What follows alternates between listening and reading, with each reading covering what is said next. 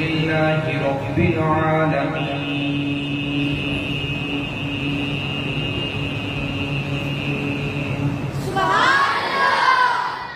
الصلاة والسلام على سيد الأنبياء والمرسلين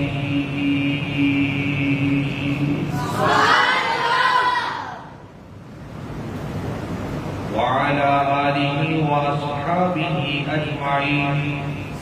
أما بعد فأعوذ بالله من الشيطان الرجيم. بسم الله الرحمن الرحيم. قد جاءكم من الله نور. الله مولانا العظيم. بندہ پروردگارم امت احمد نبی عالم جاریار تابع اولاد علی مذہب حنفیہ دارم ملت حضرت ولی خاک پائے غوث اعظم زیر سایہ ہر ولی. ان اللہ وملائکتہ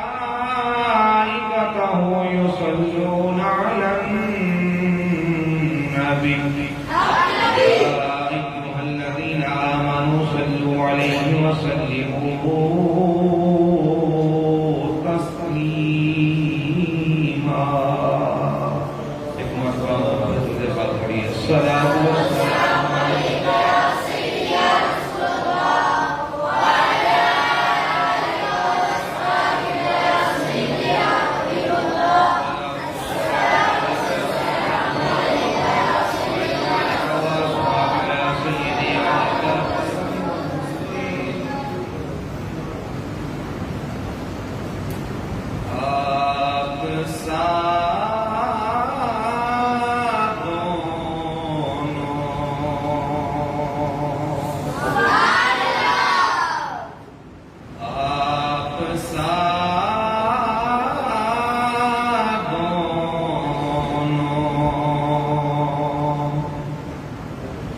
جہاں میں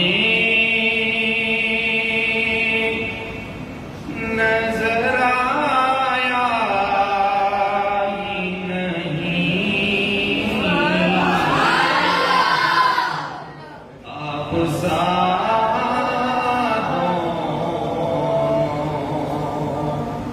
جہاں میں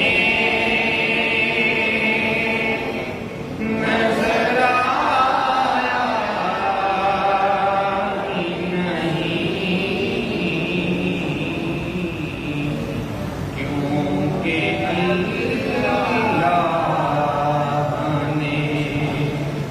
کیونکہ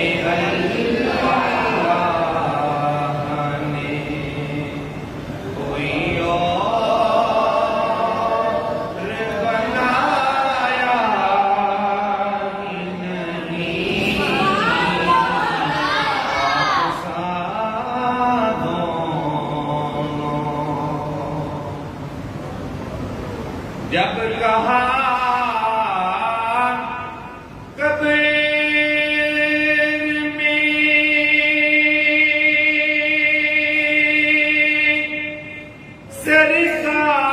سرکار نے یہ میرا ہے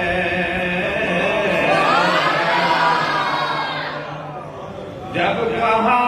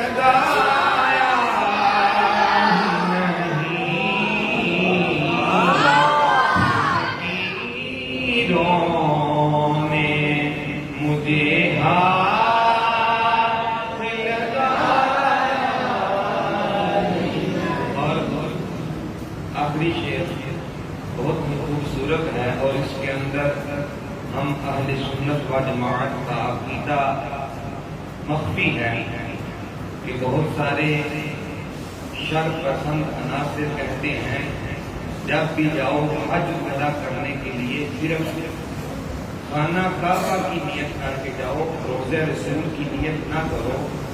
شاعر نے ان کو بڑا خوبصورت جواب دیا ہے کہ جو بھی کعبے سے پلٹ آئے مدینے نہ گئے،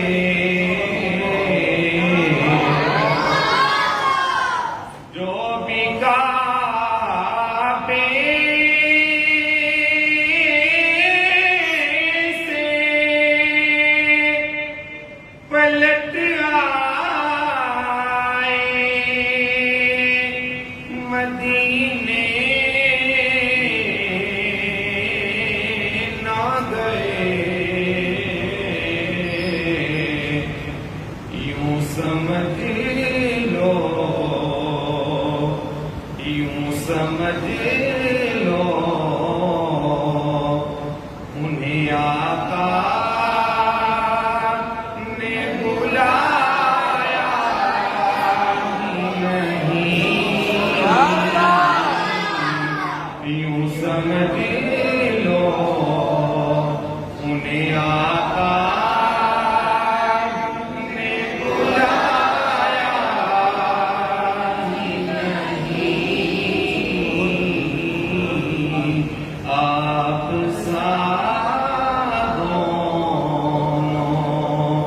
جہاں میں نظر آیا نہیں، کیونکہ اللہ نے کوئی اور بنایا نہیں۔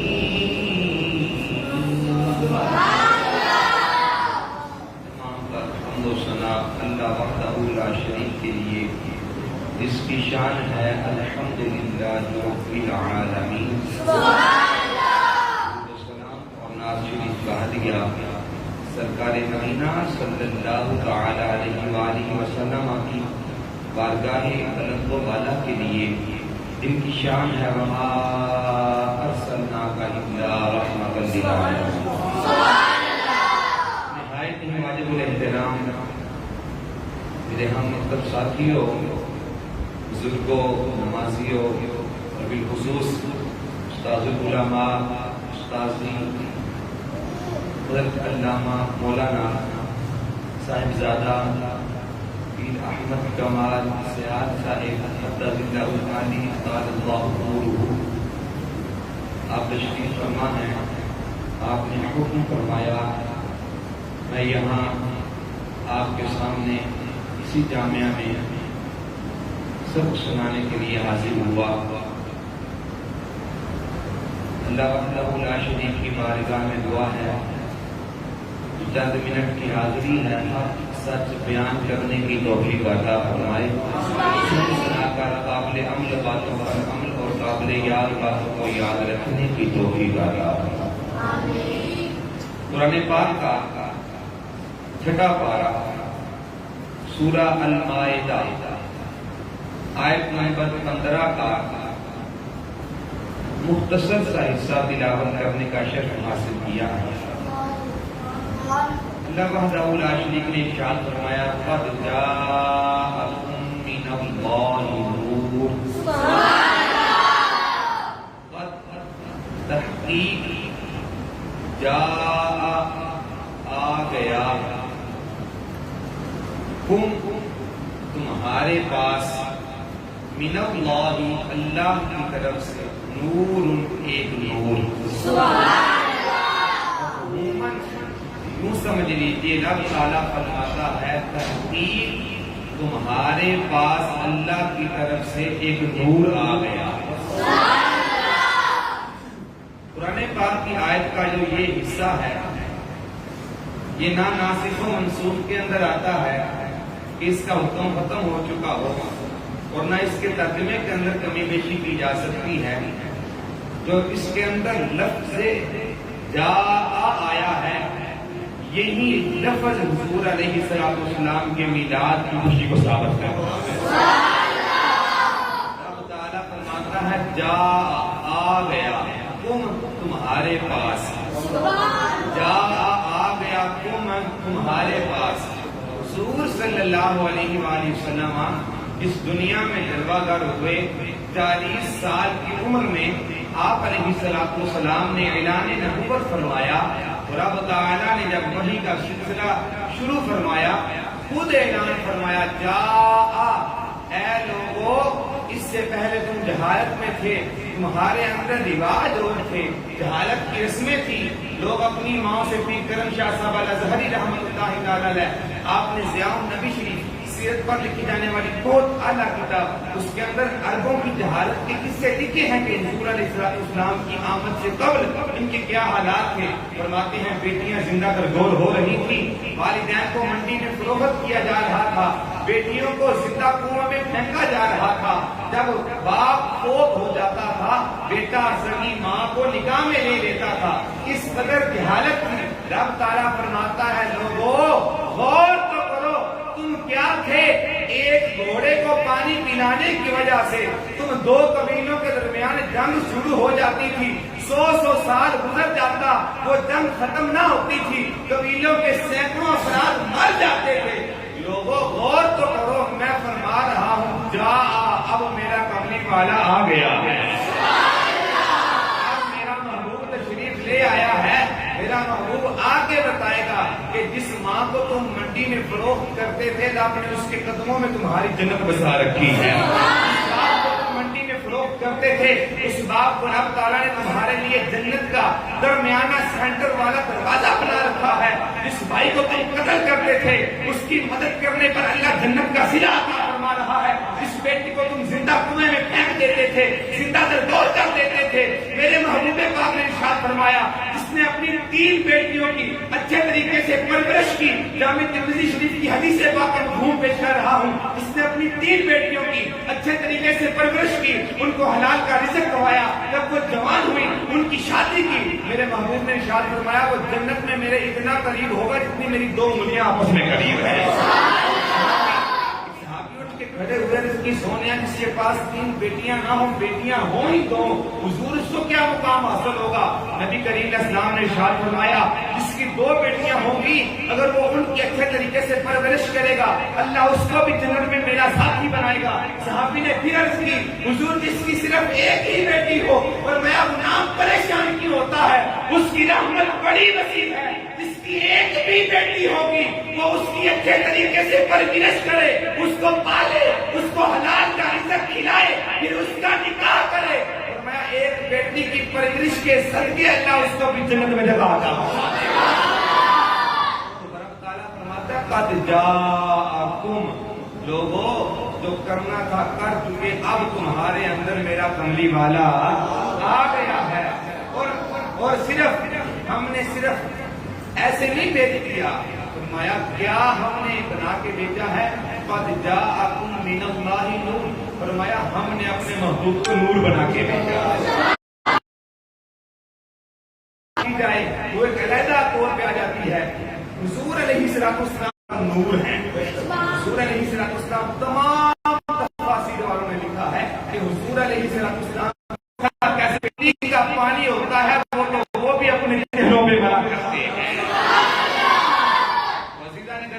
تعالیٰ فرماتا ہے قد جاءکم من اللہ نور، تحقیق تمہارے پاس کہ لما خلق اللہ آدم، جب اللہ وحدہ لا شریک نے آدم علیہ السلام کو پیدا فرمایا، آدم علیہ السلام کو لفظ توجہ کے ساتھ سننا، اینڈ والا جملہ پھر سمجھ میں آئے گا۔ حضور علیہ السلام کا نور کب سے ہے، اللہ تعالیٰ نے کس مقام میں رکھا، کس انداز سے رکھا؟ توجہ، لما خلق اللہ آدم، جب اللہ تعالیٰ نے آدم علیہ السلام کو پیدا فرمایا نا، سب سے پہلا جو اللہ وحدہ لا شریک نے آدم علیہ السلام سے کلام کیا، رب تعالیٰ نے فرمایا یا ابا محمد صلی اللہ علیہ وسلم. ابھی زمین نہیں ہے, ابھی دنیا نہیں بسی, ابھی آدم علیہ السلام دنیا میں نہیں آئے, ابھی امی اماں ہوا کا تصور نہیں ہے. رب تعالیٰ نے جب آدم علیہ السلام کو تخلیق فرمایا, پیدا فرمانے کے بعد آدم علیہ السلام سے جو سب سے پہلا کلام کیا اللہ تعالیٰ نے, رب تعالیٰ نے فرمایا یا ابا محمد, اے محمد کے باپ, اے محمد کے, ذرا پیار سے کہہ دیجیے سبحان اللہ. امام زرقانی رحمۃ اللہ تعالی علیہ آپ اپنی تفسیر کے اندر بڑی مدلل طریقے سے اس بات کو نقل فرماتے ہیں لما خلق اللہ آدم, جب اللہ تعالیٰ نے آدم علیہ السلام کو تخلیق فرمایا, آدم علیہ السلام کو پیدا فرمایا, اللہ تعالیٰ نے سب سے پہلا کلام فرمایا یا ابا محمد, اے محمد کے باپ. مولا کریم حکم ہو, رب کائنات نے فرمایا ان قال یا رب, اے آدم جب تیرا دل کرے اپنے رب کو یاد کرنے کو, اپنے رب کو پکارنے کو تیرا دل کرے تو مولا کریم کیا کرو, فرمایا ان قال یا رب, فرمایا یا رب کہہ کے پکار دینا, میں تیری ہر آواز سنوں گا, میں تیری ساری پریشانیاں سنوں گا, یا رب کہہ کے مجھے آواز دینا. رب کائنات کی بارگاہ میں جناب آدم علیہ السلام عرض کرتے ہیں ٹھیک ہے مولا, جب کوئی کام پڑے گا یا رب کہہ کے آواز دے دوں گا, لیکن مولا کریم ایک میں تجھ سے سوال کرنا چاہتا ہوں. یہ پہلا سوال آدم علیہ السلام نے تخلیق ہونے کے بعد اپنے رب کی بارگاہ میں پیش کیا. عرض کرتے ہیں مولا کریم ایک سوال عرض کرنا چاہتا ہوں, یا رب ایک سوال کرنا چاہتا ہوں. رب کائنات نے فرمایا اے پیارے آدم بتاؤ کیا سوال کرنا چاہتے ہو.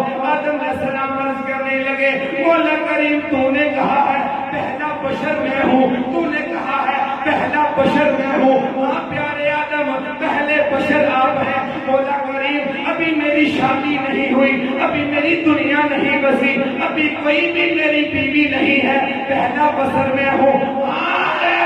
پہلا بشر تو ہے مولا کریم, جب پہلا بشر میں ہوں تو پھر تو نے مجھے فرمایا ہے یا ابا محمد. مولا کریم میری شادی کوئی نہیں, میری بیوی کوئی نہیں, میری اولاد کوئی نہیں, میری دنیا کوئی نہیں, میں کس محمد کا باپ ہوں. محمد کون ہے؟ من محمد.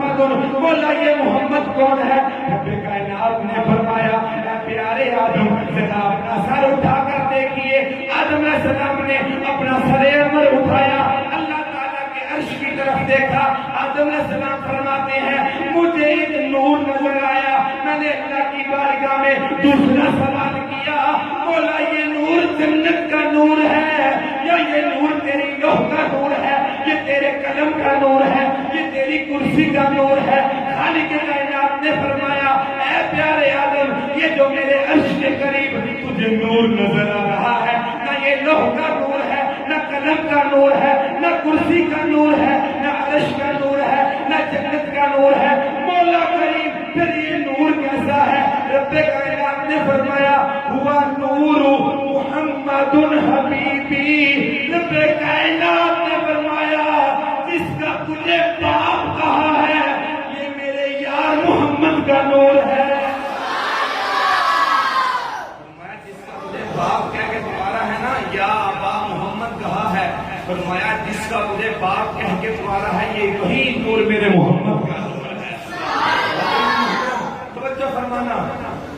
حضرت علامہ اسماعیل حقی رحمۃ اللہ تعالی علیہ آپ نے تفسیر روح البیان کے اندر اب یہاں پر ایک بحث کی ہے جس کو پیش کر کے میری بات مکمل ہے. اب کچھ لوگ بات کرتے ہیں, اعتراض کرتے ہیں کہ لو جی اگر نور ہے حضور تو پھر نور کی جو صفت ہے اس کے اندر کیوں نہیں پائی جا رہی. مثلا فرشتے نور ہیں, فرشتے کھانا کھاتے, فرشتوں کی شادی ہوتی, فرشتوں کی اولاد ہوتی نہیں. کہتے ہیں تم کہتے ہو نبی نور ہے, نبی تو کھاتا بھی ہے, نبی پیتا بھی ہے, نبی کی شادیاں بھی ہیں, نبی کے بال بچے بھی ہیں, پھر یہ کیسا نور ہے؟ فرشتے نور ہیں, نہ نظر آتے ہیں, نہ کھاتے ہیں, نہ پیتے ہیں, نہ شادی ہے. صرف جو اللہ نے ان کی ڈیوٹیاں لگائی ہیں وہ اپنی اپنی ڈیوٹیاں پوری کر رہے ہیں.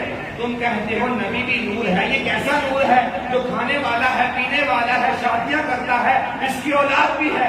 علامہ اسماعیل حقی رحمۃ اللہ تعالیٰ نے آپ نے ان کے جواب کے اندر ایک بحث کی ہے چھوٹی سی، آپ نے تفسیر روح البیان کے اندر صرف وہ پیش کر کے بات مکمل کرتا ہوں۔ علامہ اسماعیل حقی رحمۃ اللہ تعالیٰ نے آپ فرماتے ہیں کہ نبی کریم صلی اللہ علیہ وسلم کی حقیقت نور ہے۔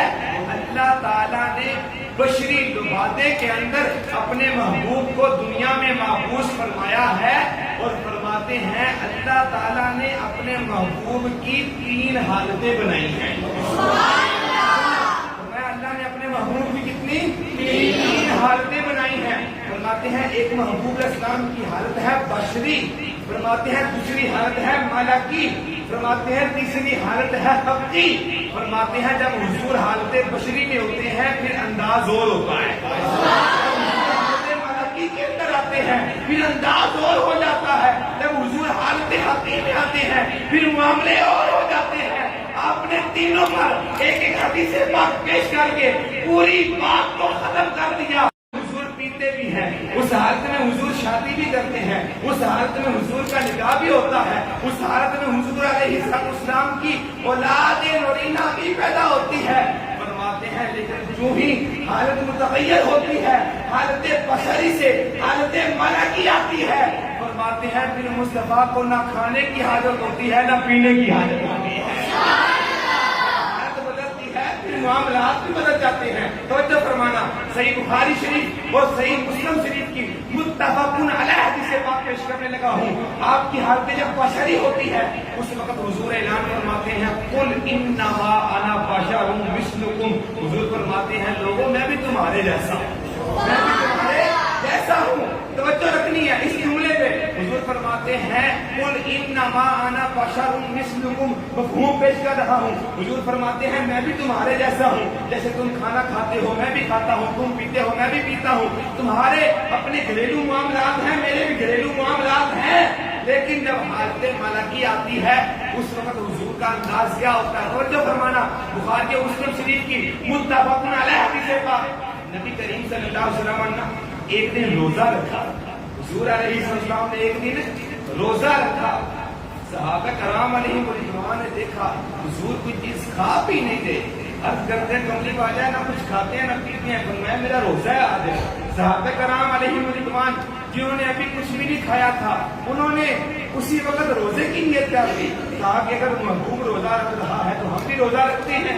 وہ تو ہر ادا پہ لٹ جانے کے لیے تیار تھے نا، جیسے مولا علی شیر خدا رضی اللہ تعالیٰ عنہ کرم اللہ وجہ رضی اللہ تعالیٰ عنہ، آپ سفر کر رہے تھے، سفر کرتے کرتے ایک درخت آیا جس کی ٹہنیاں بڑی اوپر تھی، مولا علی جب اس درخت کے نیچے سے گزرنے لگے نا آپ نے اس طرح اپنا سر جھکا لیا حتیٰ کہ سواری کی پشت کے ساتھ آپ کا سر لگ گیا۔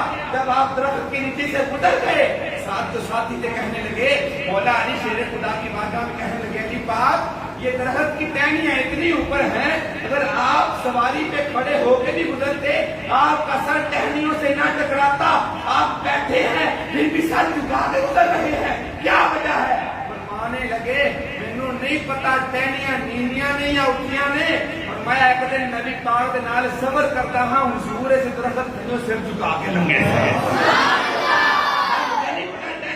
یہ اوپر ہے میں نہیں جانتا، بس حضور کو دیکھا تھا ایک مرتبہ حضور سر جھکا کے گزرے تھے، کہا علی کی کیا مجال، ٹہنی نیچے ہو یا ٹہنی اوپر ہو غلام کے لیے قانون بن جاتا ہے، جس انداز سے محبوب گزرتا ہے غلام تو وہ انداز بھی بنا لیتے ہیں۔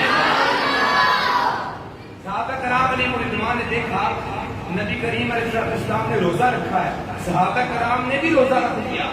جب شام کا وقت آیا، افطاری کا وقت آیا، صحابہ کرام علیہ رضوان نے دیکھا کہ حضور کا کھانا کھائیں، کب روزہ افطار کریں، ہم بھی روزہ افطار کریں۔ صحابہ دیکھتے رہے مغرب کی نماز کا وقت آیا، نماز پڑھ کے فارغ ہو گئے، لیکن میرے آقا علیہ السلام روزہ افطار نہیں فرما رہے۔ صحابہ بیٹھتے ہیں، ابھی نہیں روزہ افطار فرما، یہ نہیں کہا کہ ٹائم ہو گیا روزہ افطار کرنے، نہیں کہا کہ اگر حضور کوئی چیز نہیں کھا پی رہے ہم کیوں کھائیں پیے؟ صحابہ کرام بھی بیٹھے رہے، عشاء کی نماز کا وقت آیا، دیکھا حضور نے کچھ بھی نہیں کھایا، صحابہ بھی بیٹھے رہے۔ اب ساری رات گزر گئی، اگلا دن شروع ہو گیا۔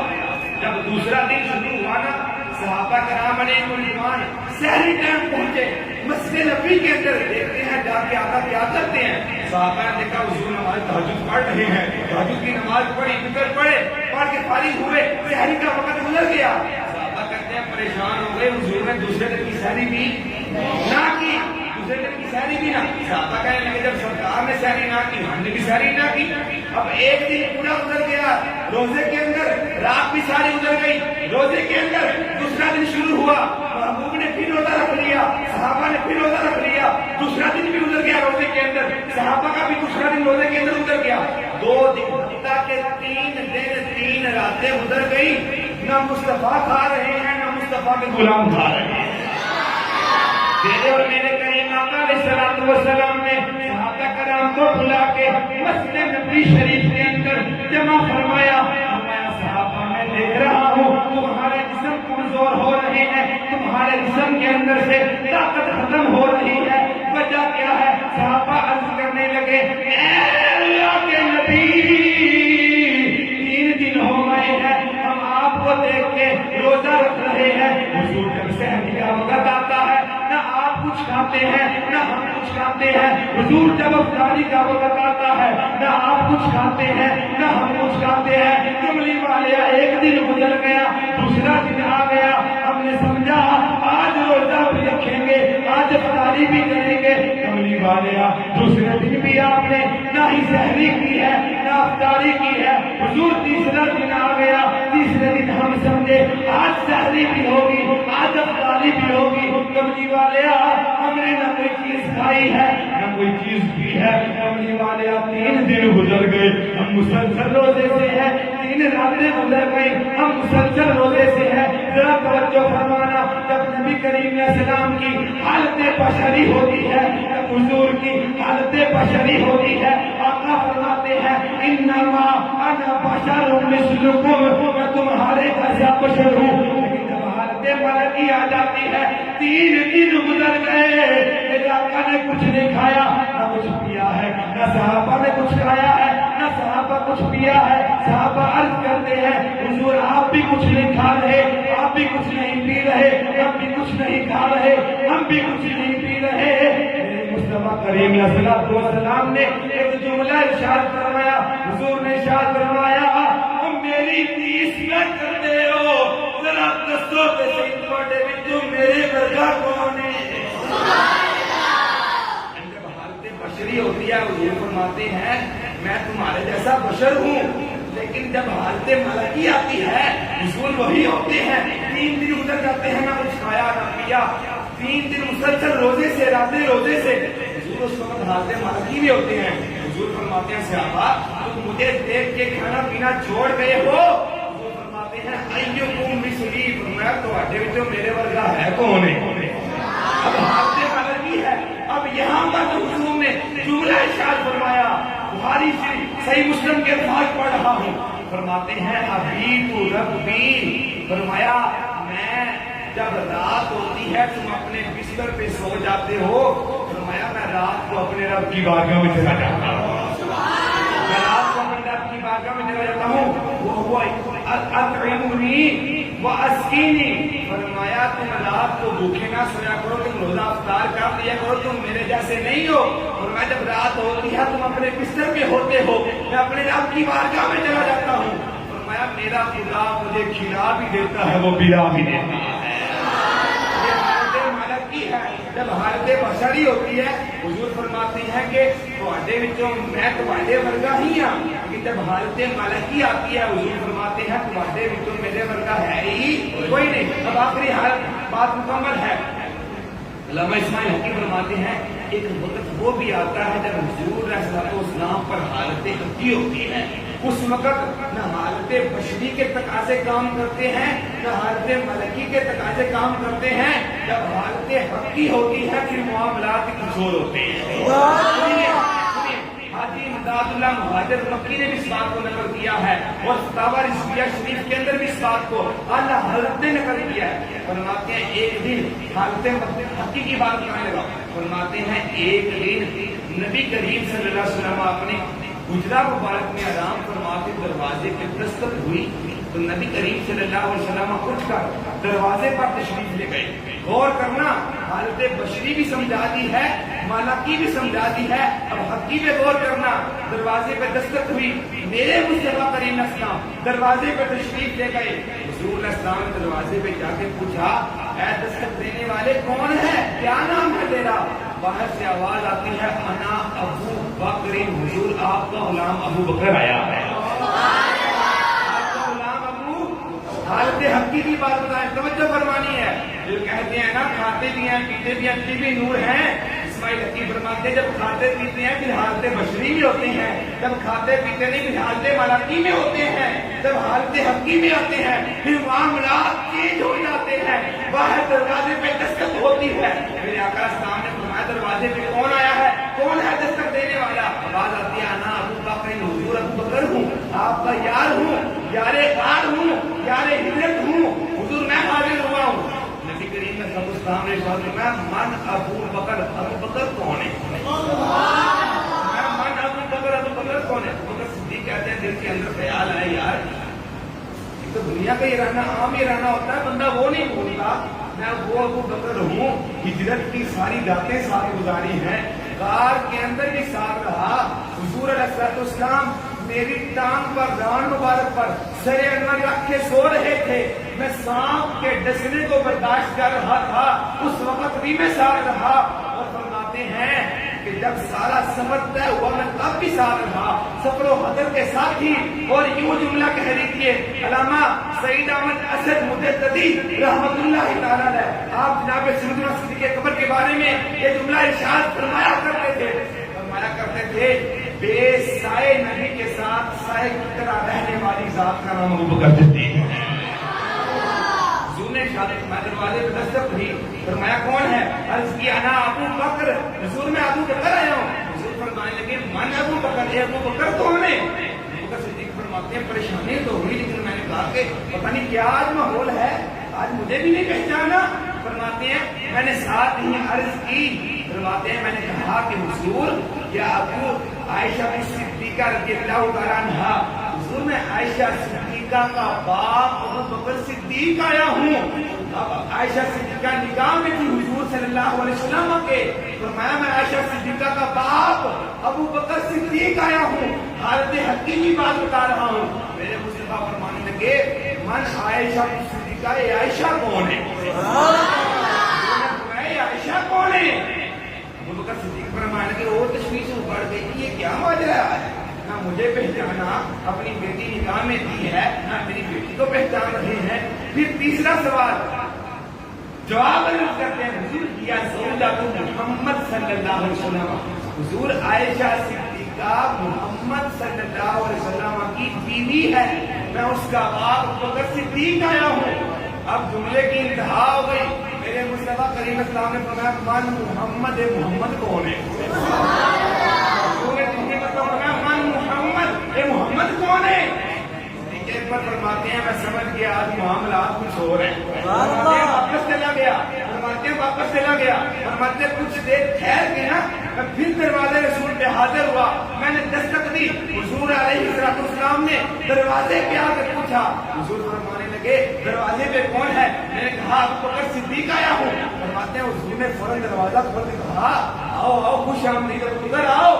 के अंदर बड़ी परेशानी, हुजूर पहले भी आया था, क्या माजरा था, अब आया हूँ, आपने फौरन इस्तेमाल कर लिया है। फरमाते हैं अभी पूछा ना था, जब जाके मैं अंदर बैठा ना तो कैसे क्यों सोनिया को बात करनी है, तो मैं अब कर करो क्या कहने आए हो? हुजूर मैं जब को पहला भी आया था तो मैं अर्ज की थी से अबू बकर, हुजूर तुसी फरमा रहे सो अबू बकर कौन है? हुजूर मैं आख्या सी आयशा का बाप, हुजूर तुसी फरमा रहे सो आयशा कौन है? हुजूर मैं आख्या सी मोहम्मद सल्लल्लाहु अलैहि वसल्लम की बीवी, तुझे को फरमा रहा से मोहम्मद कौन है? हुजूर मैं फिर वापस चला गया था, वो माजरा की सी। नबी करीम सल्लल्लाहु अलैहि वसल्लम ने फरमाया, अल्लामा इस्माइल हकी फरमाते हैं जब हालत हकी होती है फिर मामलात ना बशरी वाले होते हैं ना मलाकी वाले होते हैं, मामलात ही कुछ और होते हैं, इस दुनिया के बस बराबर मामलात हो जाते हैं। फरमाते हैं नबी करीम सल्लल्लाहु अलैहि वसल्लम ने फरमाया, बस अबू बकर लीमा अल्लाहि वक्तुन ला नबी क्या نہ کوئی مقرب ہوں ضرورت ہے پھر ہوں کی ہے فرمایا یا خدا ہوتا یا مصطفیٰ ہوتا ہے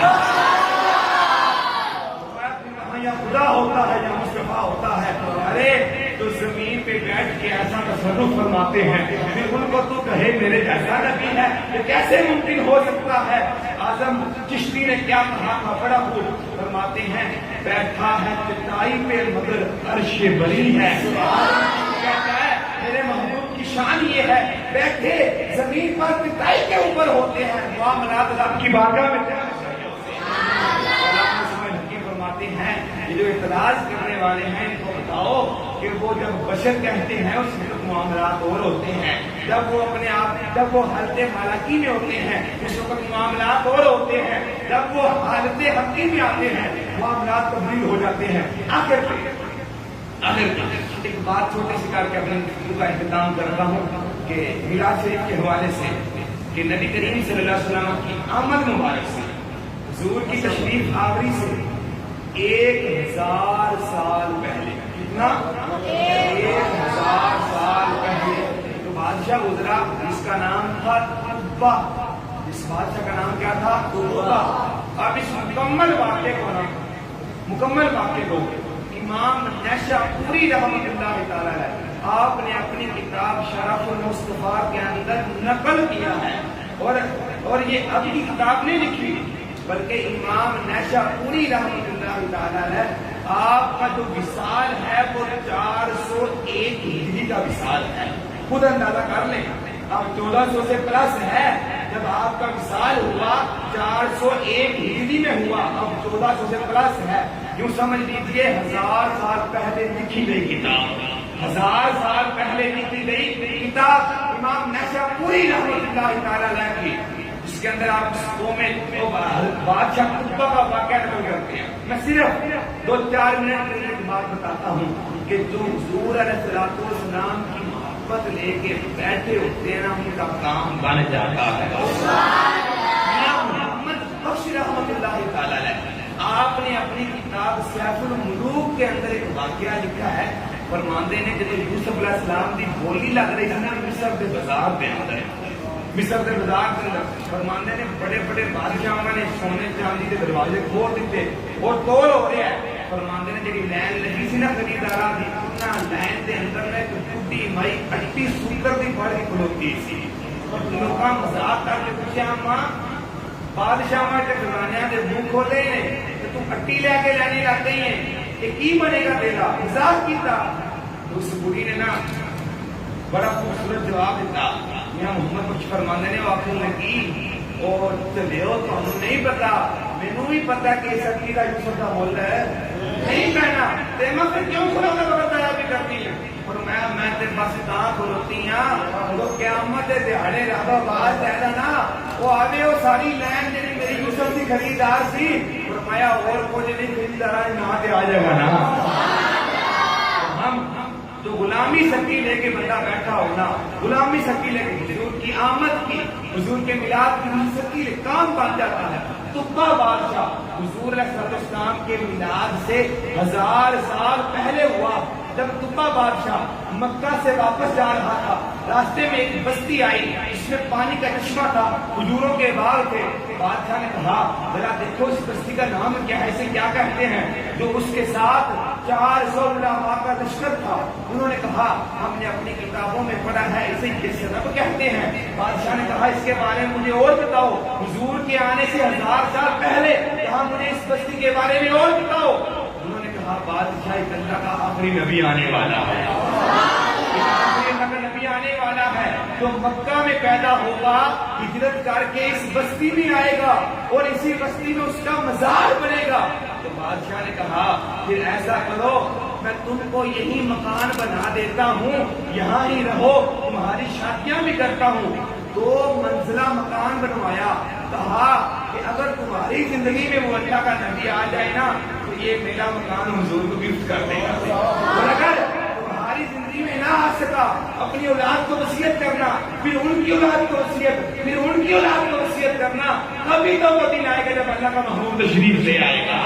کبھی تو وہ دن آئے گا یہ میرا مکان گفٹ کر دینا میں نے اس کا اسپیشل حضور کے لیے بنوایا ہے اور اس مکان کی رکھوالی کے لیے 700 علماء کو وہاں گھر بنا کے دیے, ان کی شادیاں کی, ان کو رہنے کے لیے خرچہ دیا. وقت گزرتا گیا حتیٰ کہ وہ وقت آیا جب آمینہ کی لال تشریف لے آئے. 50 سال کا عرصہ گزرا مکہ شریف کے اندر. حضور علیہ السلام جب 50 سال کی عمر گزار کے مکہ شریف سے ہجرت کر کے مدینہ تشریف لا رہے تھے نا, اب تک 1000 سال گزر چکے تھے. وہ مکان حضرت ابو ایوب انصاری کی ملکیت کے اندر تھا. وہ مکان حضرت ابو ایوب انصاری کی ملکیت کے اندر تھا جو 1000 سال پہلے بادشاہ نے بنایا تھا. 2 منزلہ مکان تھا. 2 منزلہ مکان. کہتے ہیں نا ماڑی کنڈی تھی خوش وقت, وہ ماڑی کنڈی نہیں تھی, وہ 1000 سال پہلے کا سجا ہوا بڑا بہترین مکان تھا اور 2 منزلہ مکان تھا. 2 منزلہ مکان. ابو ایوب انصاری ان علماء کی نسل در نسل سے آ رہے تھے اور اس وقت نا 1000 سال پہلے طبا بادشاہ نے ایک خط لکھ کے اس کو مہر بند کر دیا تھا. کہا جب اللہ کا نبی تشریف لے آئے یہ مکان بھی دے دینا اور یہ میرا خط بھی اللہ کے محبوب کی بارگاہ میں پیش کر دینا. وہ خط ابو ایوب انصاری رضی اللہ تعالیٰ عنہ آپ نے سنبھال کے رکھا ہوا تھا اور آپ ہر روز گھر کی صفائی کرتے تھے. لوگ کہتے وہ ایوب انصاری ایڈا نے گندا ہی نہیں ہوتا, ہر روز ہی صفائی کرتے ہو. فرمایا ساڑھے باؤ اجداد یہی نصیحت سے کہ نبی آ رہے ہیں, ابھی آ سکتے ہیں. میں ہر روز صفائی کر کے آنے والے نبی کا استقبال کرتا ہوں. حتیٰ کہ نبی کریم صلی اللہ علیہ وسلم جب ہجرت فرما کر مکہ سے مدینہ تشریف لا رہے تھے, ابھی مدینہ سے کچھ دور تھے میرے آقا علیہ السلام کہ حضرت ابو ایوب انصاری نے نا وہ خط اپنے غلام جس کا نام تھا ابو لیلا اس کو دیا. فرمایا جاؤ یہ خط لے کے حضور کی بارگاہ میں آگے سے جاؤ اور خط دو تاکہ مصطفیٰ کریم علیہ السلام کو سمجھ لگ جائے, پتہ لگ جائے کہ میں نے اپنے غلام کے گھر میں ٹھہرنا ہے. ابو لیلا خط لے کر مدینہ شریف سے نکلا. حضور علیہ السلام سامنے تشریف لا رہے ہیں. حضور علیہ السلام کے پاس گیا. اب ابو لیلا نے اس سے پہلے حضور کو نہیں دیکھا تھا, نہ حضور علیہ السلام نے اس سے پہلے ابو لیلا کو دیکھا تھا. جو یہ ابو لیلا گیا اور وہاں جا کے حضور سے پوچھنے لگا, یار سنیا نبی تو ہجرت کر کے آ رہے ہیں, کس طرح آ رہے ہیں؟ نبی کریم صلی اللہ علیہ وسلم مسکرا کے فرمان لگے تیرا نام ابو لیلا دے نہیں, تیرا نام ابو لیلا دے نہیں. عرض کی تھی کہ نام میرا نام ابو لیلا ہی تو ہم دل سے ہے, ذرا توجہ کے ساتھ سننا. ابو لیلا کہتے ہیں میرا اور مزید معاملہ عجیب ہو گیا. حضور نے فرمایا کہ تیرا نام ابو لیلا دے نہیں. عرض کی تھی حضور میرا نام ابو لیلا ہی ہے, تسی کون ہو؟ نبی کریم علیہ السلام نے فرمایا مینوں چھاٹ کے دس میرے غلام کا خط بھی تھے. حضور آئے نہیں, حضور کی ماں سے بھی پہلے, حضور کے باپ سے بھی پہلے, حضور کے دادا سے بھی پہلے ایک بادشاہ نے آمد مصطفیٰ کا تذکرہ کیا تھا. میرے آقا علیہ السلام نے فرمایا بتاؤ وہ خط کہاں ہے جو 1000 سال پہلے میرے غلام نے لکھا تھا. اس نے خط پیش کر دیا. نبی کریم علیہ السلام نے خط جب کھولا نا اس خط کے اندر دیگر عبارات بھی حضور کے اوصاف لکھے ہوئے تھے, لیکن طبا بادشاہ نے میری گل کی تھی نا اس خط کے اندر لکھی سی اس کا خط ایک لائن کا مطلب ہے دسنا. طبا بادشاہ لکھیا سی حضور میں تانوں بھی منیا, جیڑی اللہ نے تانوں کتاب قرآن دینی نا وہ بھی منیا, میں تہاڈے دین نو بھی منیا. اور اس نے بڑی کمال کی بات کی. اس نے کہا حضور اگر آپ میری زندگی کے اندر ہی دنیا میں تشریف لے آئے حضور میں آپ کے ہاتھ پر کلمہ پڑھ کے مسلمان ہو جاؤں گا. لیکن حضور وَإِلَّمْ أَدْرَكْتُكَ حضور اگر میں تانوں نہ پا سکیا, اگر میں فوت ہو گیا میرے جان تو بعد تشریف آئے, حضور میں خط لکھ کے جا رہا ہوں, میں تہاڈا غلام ہاں. اور کیت کی فاشفع لی یوم القیامہ ولا تنسنی. بادشاہ کا کملی والے میں ہر شہر اقرار پہ کرنا, غلام بھی تو ہٹا ہوا, تھوڑی کتاب بھی مننا, اسلام بھی مننا. حضور 1000 سال پہ پہلا لکھنا وا کملی والیا جو روزے محشر رب دی بارگاہ اندر رب تعالیٰ فرمائے اٹھ سونیا دس کیڑا کیڑا تیرا سی, تیرا امتی کیڑا کیڑا سی. حضور تے اشارہ فرما کے آکھو آ بھی میرا سی, آ بھی میرا سی, آ بھی میرا سی. حضور صرف اینی عرض ہے کہ جب اشارہ کر رہا ہو نا کہ نکا یا اشارہ کر کے آخر مولا آ بھی میرا سی. بلا تنسنی. امام نشاء نے لفظ لکھے ہیں فرماتے ہیں رضی حضور رب دی بارگاہ اندر مینوں بلا تن سی نہیں سونیا مینوں بھول نہ جایا جے میرا بھی رب کے سامنے ذکر کر دیا کرے یا اللہ جویں دا بھی سی گناہگار سیاکار بدکار 1000 سال پہلا مینوں ویکھیا بھی نہ سو اس کے باوجود سونے اللہ میرا گلا پہ کرتا سی یا اللہ انہیں بھی بخشش فرما دے میرے مصطفیٰ کریم اسلام نے خط لکھ کے جب خط پڑھا اس کو بند کیا پھر حضور نے فرمایا صحابہ گواہ ہو جاؤ میں اس بادشاہ کو اپنے ساتھ جنت میں لے کے جاؤں یار اگر حضور کی آمد سے قبل 1000 سال وہ حضور کا امتی تو نہیں تھا نا ویسے وہ کسی اور نبی کی امت ہوگا حضور کا سب اسلام کا امتی نہیں تھا اس کے باوجود 1000 سال پہلے حضور آئے نہیں نہ ماں نہ باپ نہ دادا اس وقت 1000 سال پہلے اگر کوئی حضور کے آنے کا تذکرہ کرے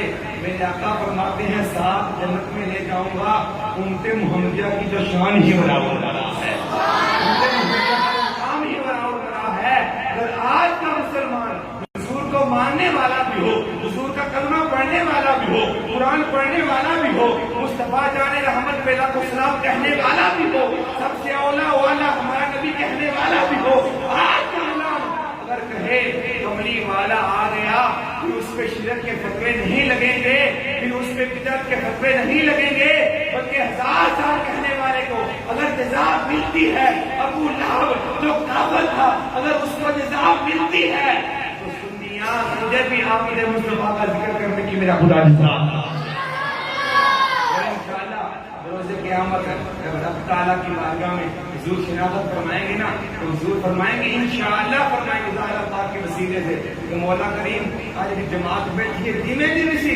پیڑی سی چنگی سی گناہگار مولا کریم جو میری آمد کا مہینہ ہوتا سی نا چنگیاں لا کے بتیاں لا کے آمد مصطفیٰ دے نام بخشش فرما دے سہارے میں محترم یہی دعا ہے اللہ وحدہ لا شریک تا قیامت کے قدم آخر اپنے اس ادارے سے وابستہ رکھے اور فیض حاصل کرنے کی توفیق عطا فرمائے رکھے اور ہمارے اساتذہ کرام بالخصوص صاحبزادہ پیر احمد کمال سیاد صاحب متى ذلہ العالیہ تعالی امورہ آپ کا سایہ ہمارے پر برقرار دیر قائم دائم فرمائے آمین جاہ نبی آمین